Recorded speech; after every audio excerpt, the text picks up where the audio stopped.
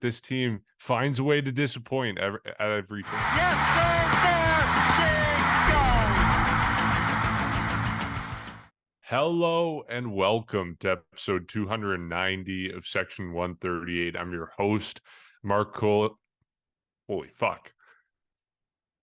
3, 2, 1. Hello and welcome to episode 290 of Section 138. I'm your host, Mark Colley, as always, joined by Bryson. We don't have Jacob with us today, but it is more of the same for the Toronto Blue Jays. They split a 4-game series against the Cleveland Guardians. And Bryson, they score 7 runs in 4 games. I don't even know where you start with a series like this. Well, first of all, I'm glad for the YouTube side that we have video back for this episode. Yes. Shout out to Jacob for that blender. But yeah, I think honestly, shout out to I believe it was Keegan Matheson who said it, and it was probably the tweet that described the entire series. It was perfect about how he said the Blue Jays road to the World Cup continues after basically all of the scores that they had throughout these last 4 games. I guess besides the one today on Thursday, it felt like just absolutely boring games in terms of, I mean, first of all, good pitching, but that's been something that we've expected all year and it's been happening all year. But the biggest red flag goes back to the offense. It goes back to what we were saying the last episode of how we didn't want to completely overreact over what happened in Boston. And unfortunately, those same bats that were in Boston didn't exactly make the trip to Cleveland. And that's kind of where we are. Story of the season, kind of back to square one, and we just at this point when they play games, you have no idea what you're going to get out of them offensively. Yeah, that's for sure. I mean, you look at this series in the grand scheme of things, 7 runs scored, 13 runs combined across both teams. So just absolutely nothing happening. And speaking of Keegan Matheson, he had another tweet that said Blue Jays in 30 should be Blue Jays in 30 seconds. I think that was the game where the Blue Jays won 1-0 with the Springer home run. Like, just absolutely nothing happening. And that's not to say there wasn't drama. There was plenty of it. I mean, you look at the series finale, George Springer getting ejected, John Schneider getting ejected, and then, of course, you have some of those tense moments in the 7th inning, bases loaded. And the Blue Jays did make things happen at some points, but, of course, most of the time they didn't, and that's what made this so painful. 3rd fewest combined runs for both teams in a 4-game series in club history. Just absolutely nothing happening offensively. And it goes back to what we've been talking about all year, those disappointments offensively. So I don't know. Do you want to kick things off with the frustrations? Like, I think the final game of this series kind of encapsulated most of it, where the Blue Jays had bases loaded. They had the makings of a huge inning and a huge comeback.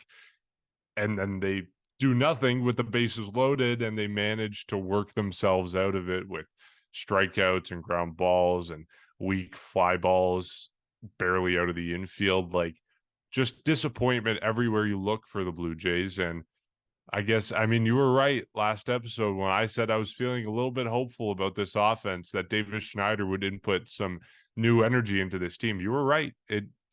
It's just a fleeting moment. This team finds a way to disappoint at every turn.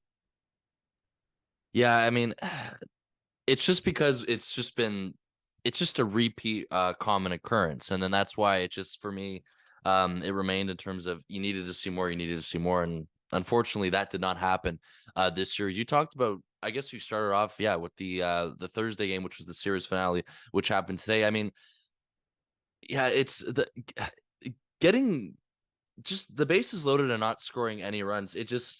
I still don't understand how that's possible and how they're so good at not executing on that. It just, at this point, it's just a lot of confusion. And even throughout this series, as much as there were a lot of double plays, which we have seen a lot, the one thing I noticed too is, especially in the middle games of the series, or at least the first 3 games, there was a lot of fly balls, and it just felt like the ball was just dying in the air whenever they hit it. So I don't know, for me, that's just something I kind of noticed that was a bit different. Usually it's a lot of more strikeouts and ground balls, which still happen throughout the series, but a lot of fly balls too this series. And it just was a lack of execution. Once again, the problem's never of them getting on base. It's, of course, bringing them bringing them in. And that, there were games where they had multiple hits. That wasn't exactly the issue. I mean, there was 9 hits in game 2. Game 1, there was 5 hits. Game 3, there was 8 hits, and that's when they only scored 1 run. And then game 4 today, they had 10 hits. So that's never been the problem. Individual people here and there, again, are still playing well, like you were talking about. George Springer, again, having a really good series. And, of course, Kevin Biggio was the hero in the opening game of the series as well. And that was definitely an interesting game just because of the fact of what happened to Hyun-Jin Ryu. And, you had to go to the bullpen a little bit early. The game was, he gave them a chance to win, of course, and was pitching very good before he went down with that knee contusion. So that was also exciting that Kevin Biggio did that. And, just an opportunity where he came off, finally got some playing time. And of course, that hasn't exactly been happening with him or a guy like Santiago Espinal consistently since the Blue Jays got Paul DeJong and David Schneider was called up. So that was also one of the highlights individually. And there were a couple others throughout the series, but not a lot. And then, of course, the whole team aspect thing, it just remains the same problem. I mean, the runners in scoring position stats throughout the series, it wasn't dreadful like we saw, I guess, earlier before that Boston series, is I guess specifically the Baltimore series, which happened in the last homestand, but it's not enough. And I think the worst numbers they had with runners in scoring position was either game 3 when they went 1 for 6, and then of course today in the Thursday game where they had 13 opportunities with runners in scoring position, and they brought in some runs. Of course, it was 5 for 13, but a lot of these runs came closer also to the end of the game, and then they came within the 1 run, especially or what happened today on Thursday, and then they came up short after kind of a shaky start from both starters. It felt like early on in the game. It was Alek Manoah versus Noah Syndergaard, 2 guys who haven't had the greatest seasons, and of course Noah Syndergaard, not exactly the same pitcher since he had his Tommy John surgery a couple years ago. So both of those guys a little bit shaky starts, and then it felt like around the second inning when it was 2-1, it felt like it was going to be a game of high scoring offense where it was going to be, both teams scoring over 5 runs, and then both guys settled down a little bit. And then, of course, we talked about how the Jays had their opportunities to get back in the game, and later in the game, they did do that. But of course, still not doing it enough in terms of the opportunities they had. And of course, falling 1 run short, which did suck. But I mean, overall throughout the series, it wasn't exactly the best baseball to watch. It wasn't fun whatsoever because of the fact that each game did feel like a soccer game, in terms of 1-0, 1-0. The Blue Jays and Guardians trade that in game 2 and game 3. And then in game 1, of course, we talked about it a little bit a couple minutes ago in terms of what happened after that. So that's, I guess, the only takeaway you can have from it. You come away with a split, which isn't exactly the worst thing. But in terms of where both teams are, this should have been at least 3 out of 4. And I think pretty much all of us said that when we recorded the last episode of course, for the series preview. And then just knowing now that in terms of the playoff race, the Seattle Mariners, who are becoming a threat to the Blue Jays in terms of where the position, or in terms of positioning in the wild card race, they're only 2 games back or a game and a half back now after what happened today. And it's still not exactly a comfortable lead. I know the Jays are also still hanging in there with the Astros, which is good, who did play Baltimore this week as well. So they traded a couple wins from both sides. So the Jays are still in distance with the Astros. They're getting closer to the Rays as well, which is definitely something else to keep an eye out. But I mean, it's just, you get nervous in terms of seeing the Mariners behind the Jays like that. And, they're catching fire. They're 9-1 over their last 10 games. And the Jays are still, again, not playing the worst baseball over what happened last weekend and then what happened this week. They definitely need to have a good homestand. They need to do good this weekend. It just, for me, it felt like another, not a complete failure of a series, but it just felt like a missed opportunity because of the, you want to take at least 3 out of 4 from the Guardians. And then, of course, on top of that, just kind of the offensive woes returning, and just the same type of offense that you saw in Boston didn't happen in Cleveland. And I think that's also kind of where the disappointment factors in on that. And we just have to understand, it feels like going forward, the reality is that you really don't know what you're going to get out of the offense. And this team is really reliant on the starting pitching. Of course, it's not exactly fair. I mean, you look at the game 3 when they won 1-0. Everyone knows in terms of that's asking a lot, even from your bullpen when they get into the game like that. So these are the way the Blue Jays have won majority of their games this season. It shouldn't be anything new to anybody. Of course, I don't think it is.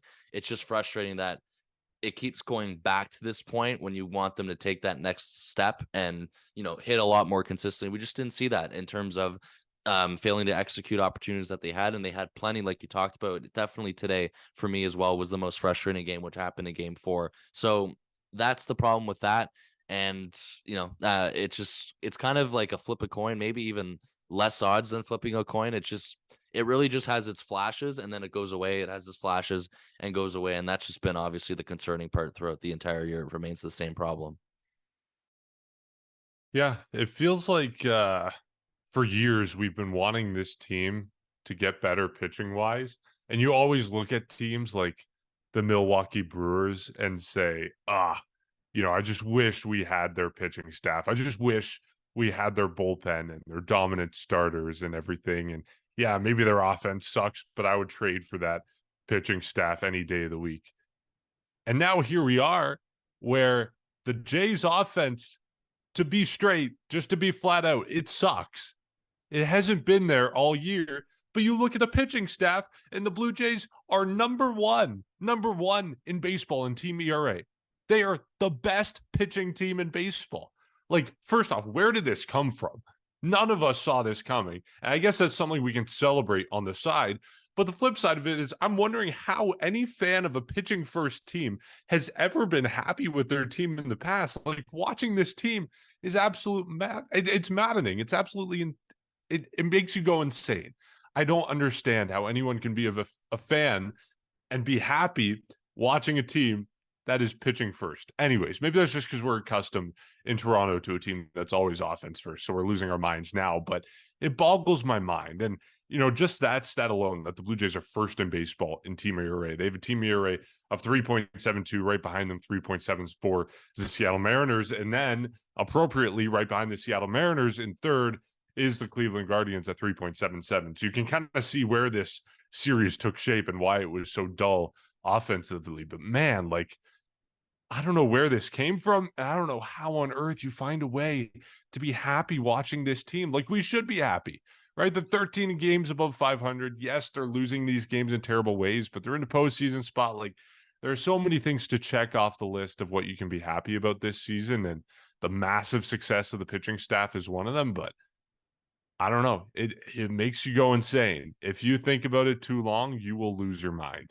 It's absolutely maddening. So I don't know. That's kind of, we've talked about this week after week after week, but that's the only new thought I have on the offense this week. Yeah, and I think even I guess going back to what you're saying about how it does feel a little bit shocking in terms of these pitching numbers. I think for me, I guess the rotation you can include in there, but I think the bigger surprise and the more eye-opening thing is definitely the bullpen in terms of how good they've been. And they've, of course, you've been talking about it. They've been almost the best in baseball, pretty much throughout the or majority of the season. And that's been something where I remember, I mean, we all remember frequently, especially on this podcast from a couple years ago, even dating back to last year, about how the holes in this bullpen are affecting the team. There was the whole phase where, the bullpen was blowing a lot of games late or blowing a lot of leads late in games. And that was one of the major issues from a couple years ago. And it just feels like it is strange how this season that hasn't been the case for pretty much majority of the season and pretty much all the season. And now it's because of the offense in terms of just failing to capitalize on their opportunities. And yeah, as much as you look at where they are in terms of their record and everything like that. Yeah, I mean,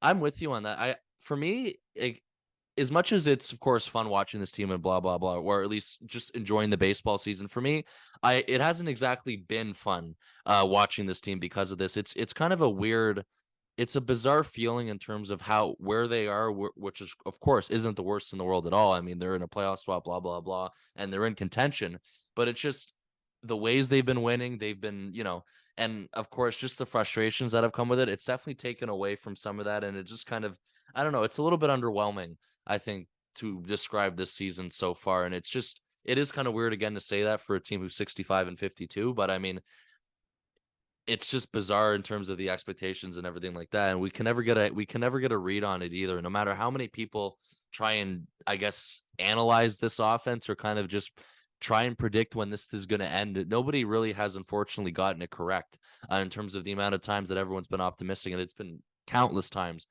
this season. And all of a sudden the next game happens or the next series happens and we're right back to square one. I mean, as much as of course the Guardians do have good pitching for the most part, and they're kind of similar in terms of that with good pitching. And then, of course, their offense is even more dreadful than the Blue Jays. And, that was talked about a lot throughout this past series. But as much as that's been the case, it's just been it's just unfortunately just underwhelming to watch. Unfortunately, and yeah, I mean that's been the problem of the season is that nobody can kind of figure things out in terms of what exactly is wrong. Is it approaches? Is it lack of changes throughout? Who knows if it's adjustments? I mean, it has to be a part of it, but no hitting expert this far, and of course, is you can say that without a doubt because of course their own pitching or their own hitting staff can't even figure it out. And I think that's the problem with that. And I'm sure the players definitely know all of this stuff that's that's being talked about and the lack of execution. But I mean, it's just it is strange how they haven't been able to figure that out 4 months later. I think we were kind of all at the understanding at the beginning of the year when this was happening that this was something that was going to be fixed, by the summer. And here we are on August 10th to be exact, and still nothing has exactly changed. And of course, now you get to the point of this is who they are, and nothing's exactly going to change significantly for the rest of the way. So if people are comfortable watching these low scoring games, and if the starting pitching is going to deliver for the most part, then this is how it feels like for the rest of the way.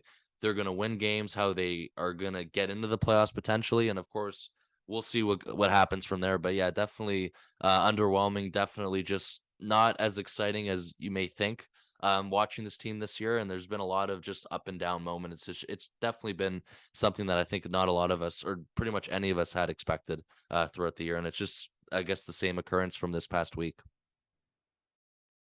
I guess the one positive silver lining to all of this is, I mean, the cliche pitching wins championships, defense wins championships.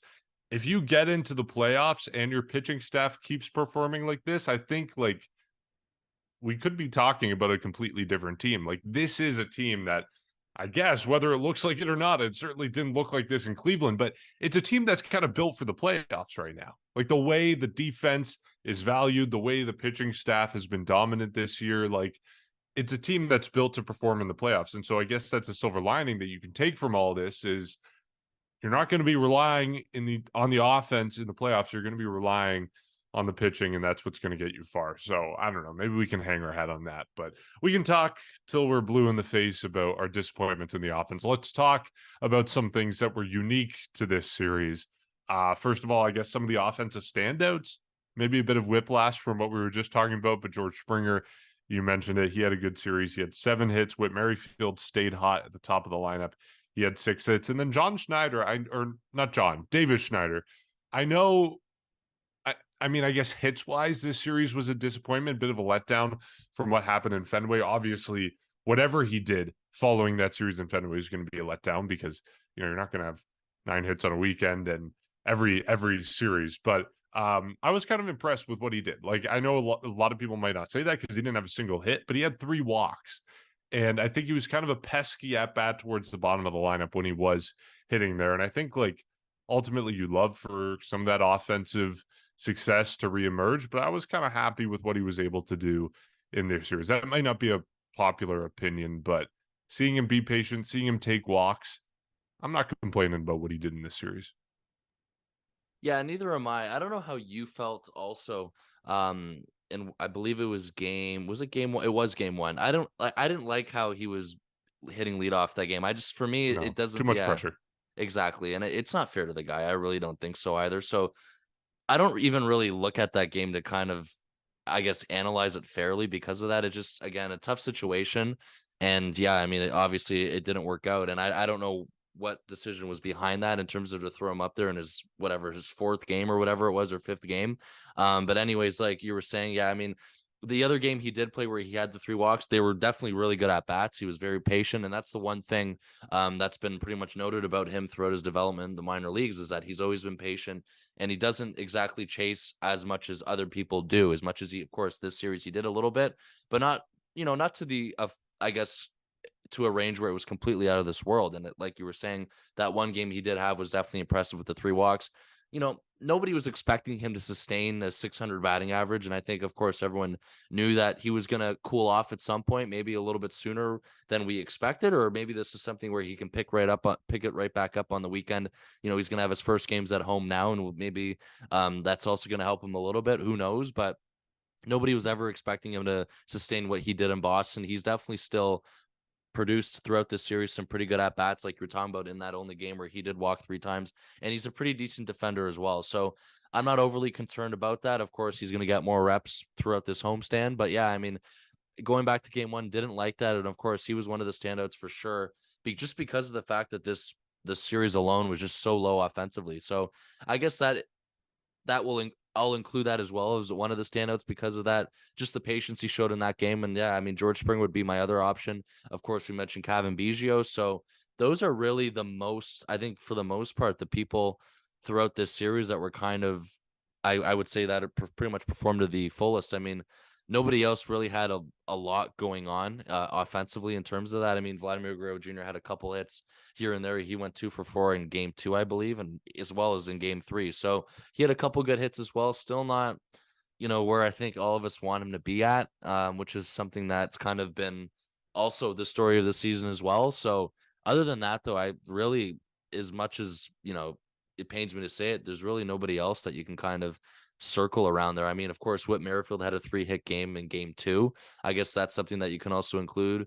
And I think he had a couple hits today as well in game 4. So far, he's been, for the most part, I think, adapted pretty well to the leadoff role. Of course, it's a very good fit for him. He's been getting on base a ton of years. This is a career year for him, it feels like so far, of how good he's been playing in terms of that. And of course, ever since taking over for a struggling George Springer as well, it was very, important for him to, I guess, adapt quickly to the leadoff role and pretty much just do very well in that, despite the fact that the runs still aren't coming from a whole team standpoint. So yeah, I mean, it's hard to kind of go outside any more other people and kind of highlight anybody else. It was just one of those series where it was just vanilla in terms of offensively, and definitely other than that, it was just frustrating, that which we've already covered. And of course, it goes back to what you talked about at the beginning with Davis Schneider, who gets another, not exactly the results he probably wanted, going back to what happened in Boston. But yeah, the one game where he did walk 3 times, they were very good at bats, and it was, refreshing to see,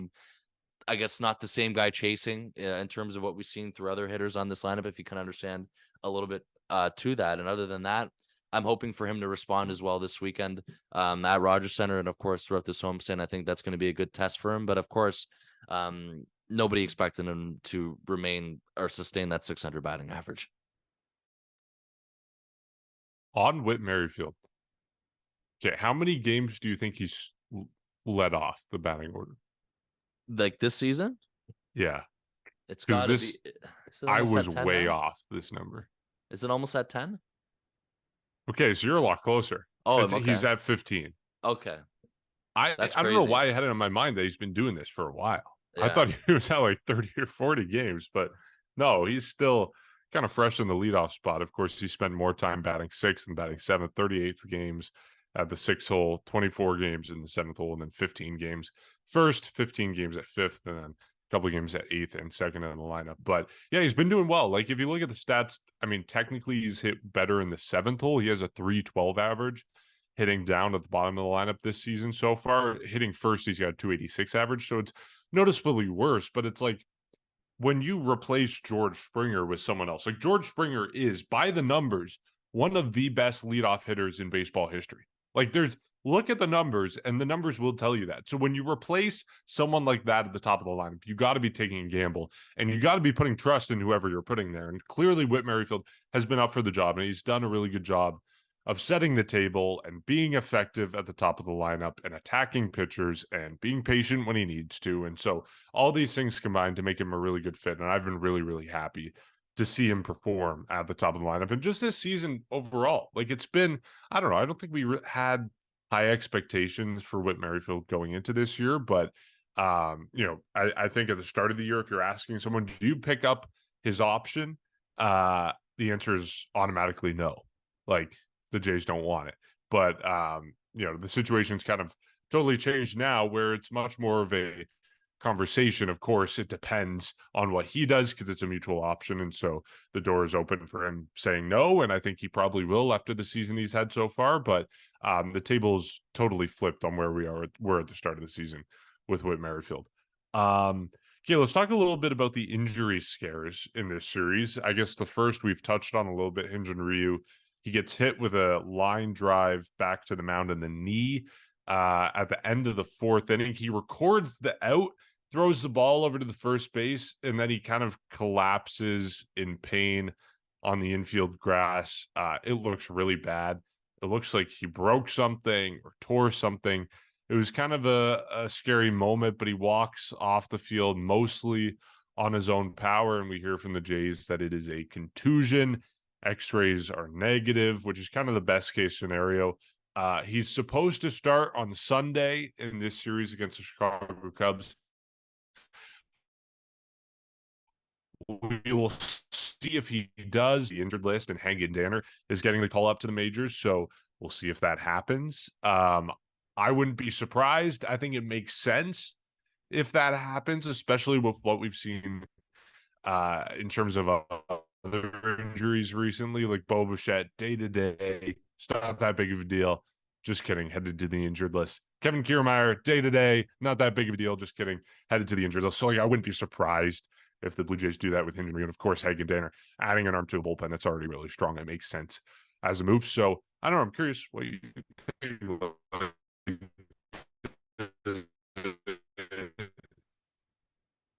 What were your initial thoughts when you saw the injury, and do you think he's headed to the injured list? Yeah, I mean, I lost you for a minute there. yeah. Is it me that my internet's bad?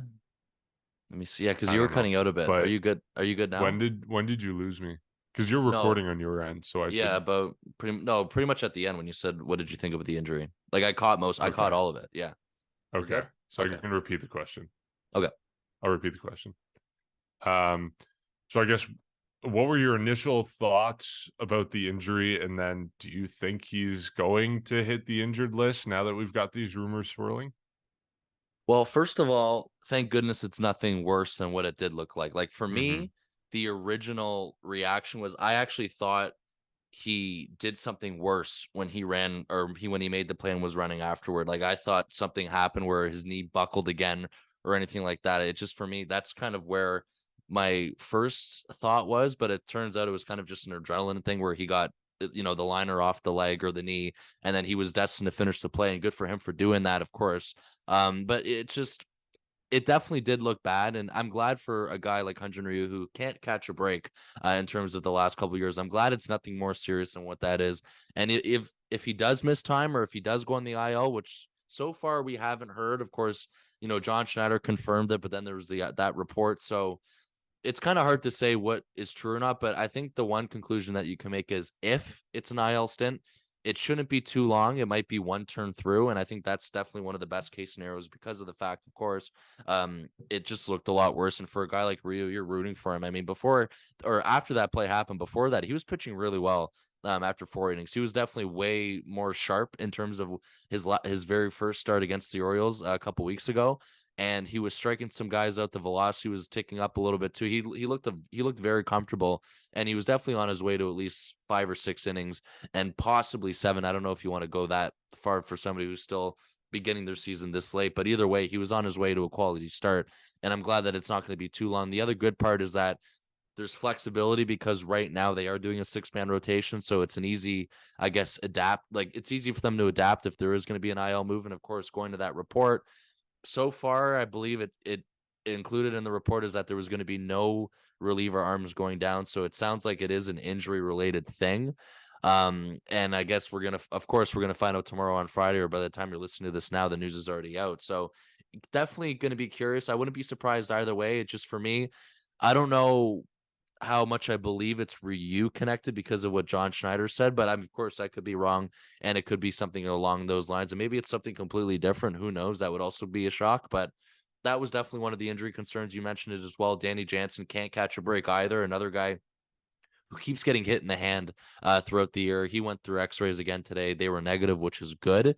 And of course, you talked about the Bo Bichette updates. It sounds like he's starting to ramp up baseball activity a little bit more, which is also good. It doesn't sound like though he'll be back, of course, this week. And I don't know. I probably not this homestand either. Maybe the next road trip you might get there might be a chance for him to come back as well. And something else that I guess we can mention too, which definitely impacts the Blue Jays now because we were so close to it happening, which is Chad Green. Of course, he's now in the concussion IL where he's been shut down for at least 7 days, and he was probably another appearance or two away from finally making his debut or finally joining this Blue Jays bullpen. And that's definitely, I guess, a little bit of a bummer because now he has to shut things down for 7 days and they kind of have to not restart it entirely, but kind of in a way just redo it in terms of his rehab assignment. Like his rehab assignment's going to expire within the week and they're going to have to redo it now.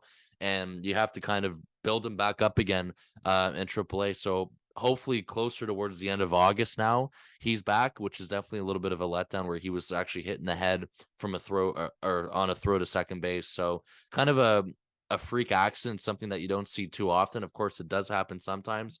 And I guess you just hope that he's okay for somebody who's also been just dealing with a lot the last couple of years. So that's kind of where we are there. The Hagen Danner thing is going to be probably the highlight of tomorrow though for me on Friday, because of course it's impacting the major league roster as of tomorrow. And this is a guy who we heard a lot about in spring training. We heard a lot about as well closer to the end of last season. And there's even some talk of maybe last season was going to be the year he made his debut finally. But of course, that didn't happen. He impressed some guys in spring training as well this season. And we felt like it was inevitable at some point in 2023, you would see him on the big league roster. And it sounds like as of tomorrow, or of course on August 11th, that might be the case. So that's going to be kind of interesting if that's going to be connected to Ryu, if it's going to be connected to something else.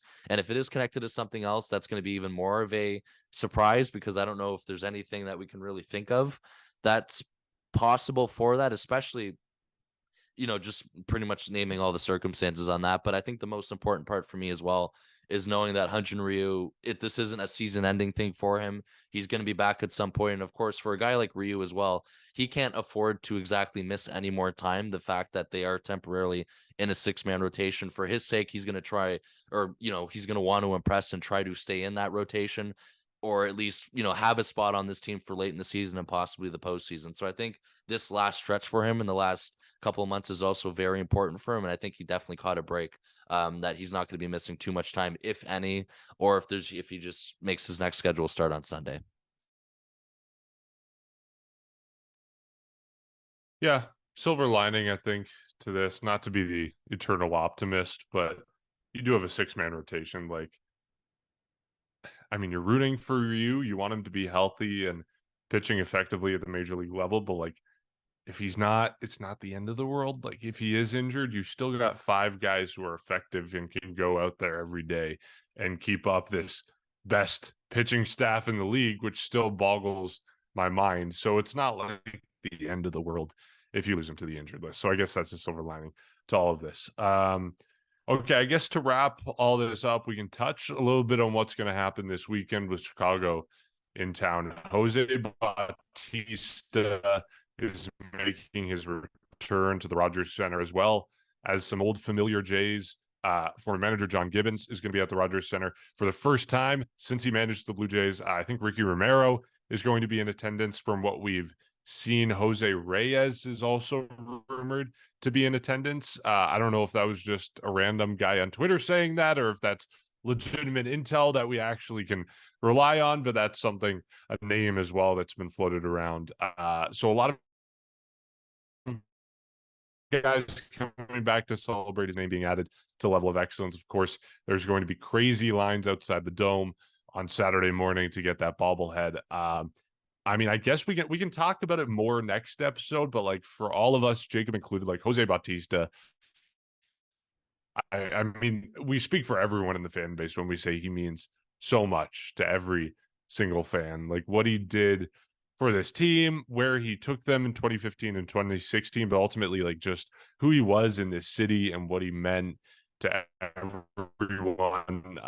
He was an iconic figure, is an iconic figure in Toronto sports history. And so we are very much looking forward in attendance as well. So we're very much looking forward to this weekend and celebrating a legend of Toronto sports.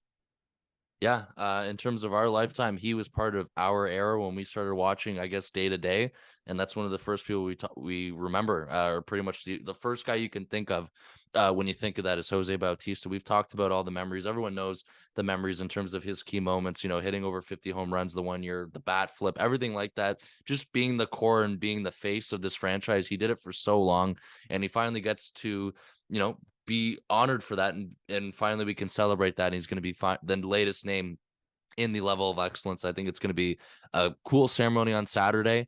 It sounds like yeah, in terms of what they've been asking, of course, the bobblehead lineup and everything, but it sounds like the ceremony is going to start a little bit earlier before first pitch. It's not going to be one of those things where it starts at 3:07 and then the game starts at like 3:45. It sounds like whoever is going to get there very early, of course, for the chance to get the bobblehead and just to be there for the celebration and the ceremony. I knew John Gibbons was going. Some other names that you mentioned as well did not know about. I wonder about some other guys as well that was part of that team. I even wonder like a guy like Josh Donaldson if he's going to be there because he's currently on the injured list again for the Yankees this season. So it's going to be cool to see the former names that turn out on Saturday. First of all, starting with Gibby, I think that's going to be cool for him to be there as well. And just seeing Bautista though himself is definitely going to be the highlight too, because for me, I believe that would be the first time he's also in Toronto since his last year that he was in the big leagues. So I don't know if he's been back since. I don't think he's been back since. So that's going to be pretty cool too. And I really do hope, and I think we're all under the expectation that it's going to be a pretty well done ceremony. The Blue Jays are usually pretty good with how all that stuff's handled. So I hope they make the most of it. I hope it's a really memorable celebration. This has been something that's been circled on a lot of people's calendars going back to when it was pretty much announced, the moment when, and of course, since that, a lot of tickets have been sold, and of course as of now it's going to be sold out as well, and it's been sold out for a couple of months now. So this is something that a lot of people had circled. Everyone knows the importance of what Jose Bautista did throughout his time here, and of course, just for me, and I think everybody else, the most famous part is that bat flip which happened in 2015. But I mean, it's just crazy to think about all the stuff that he did accomplish. And I'm happy that we can finally, I guess, celebrate that, because it feels like it's a long time coming. And I know that originally when the news broke, he said that this was something that they actually wanted to do starting last year or a couple years ago. Of course, the pandemic and everything kind of slowed things down. And I don't think last year they had they could have, I guess, aligned themselves with a proper date to do it. So I'm glad they finally found a date to do it this season. Saturday is going to be very special, seeing him in the level of excellence, to see Jose back in Toronto again. And I think he's going to speak, I believe, to the people as well, to the fans for a little bit too. So everything about the celebration and the ceremony on Saturday, I'm looking forward to, along with everybody else. And of course, we're going to be lucky enough to be in the building for that. And it's going to be something that's very memorable, and can't wait to be there for the game. Yeah, kind of the defining player of our first introduction to baseball fandom. So it's going to be a very special day.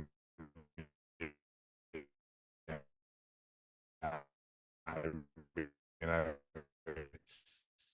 Euro Center and the ovation he got then, and of course all the tears among baseball fans. And I actually made a road trip to New York to see his final game as a Blue Jay, and that's a special moment as well. So yeah, very much looking forward to Saturday. It's going to be a special day. Okay, so we got 3 games against Chicago Cubs. Outside of Saturday, there's also games on Friday and Sunday. What are our series predictions? So the Cubs, of course, are in a very bad division and are remain in contention to possibly win it. And of course, they were so close to selling. They didn't do it. Looking at the probables this weekend, also Marcus Stroman will not be pitching. I think he is on the IL right now anyway. So I guess I'm sure he'll be here, though, of course, to be there, part of Jose Bautista's celebration like that. So definitely an opportunity missed for him to possibly pitch at Rogers Center. I'm sure he would have probably wanted to do that as well. And I mean, if you look at the probables, you got Barrios on Friday, and then of course you got Bassett on Saturday and Sunday. As of now, according to John Schneider, it is Hyun-Jin Ryu, but we still don't know that for sure.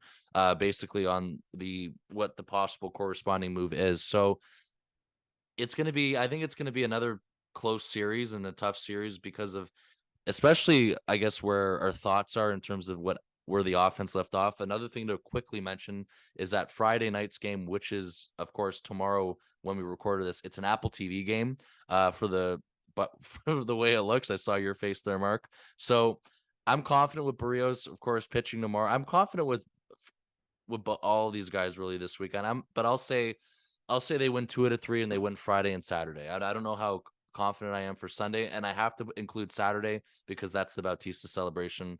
I just can't. I don't want to predict anything else for that one. So I'll say 2 out of 3 and they win Friday and Saturday.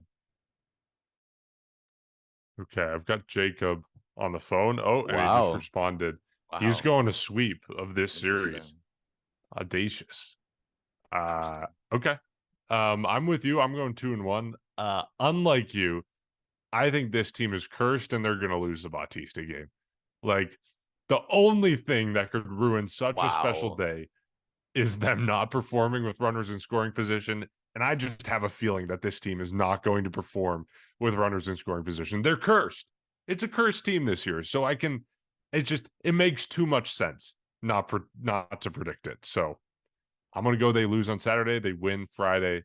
They win Sunday. And Jacob goes with the sweep. So just to update the standings, we're all in the exact same place. We all went 3-1 in this Cleveland series, and none of us got a perfect record. So we're all in the exact same place we were before.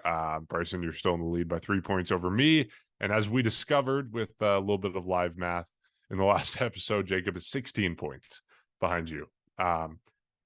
Okay, looking forward to this series. It's going to be a special one over the weekend in Toronto. As always, you can support our podcast by going to the links below this episode, where you can find our Instagram, our Twitter, our TikTok, our Buy Us a Coffee page, the link to join our Discord. Everything we got going on, we got linked below this episode. So I encourage you to check that out. And looking forward to Saturday. Looking forward to a fun weekend in the city of Toronto. We'll catch you at the end.